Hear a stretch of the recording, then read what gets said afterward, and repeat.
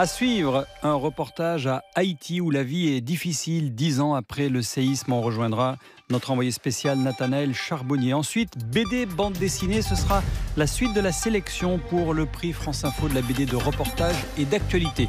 Tout cela dans quelques instants, juste après l'info. Il est 15h50, Steven Goualier.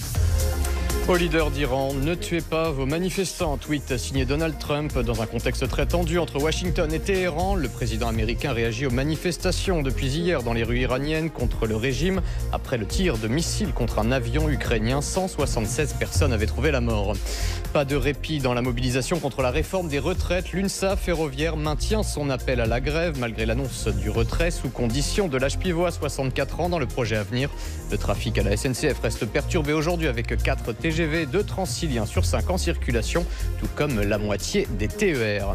Côté RATP, toutes les lignes de métro sont ouvertes à Paris aujourd'hui, tout comme les RER A et B, mais avec un fonctionnement partiel.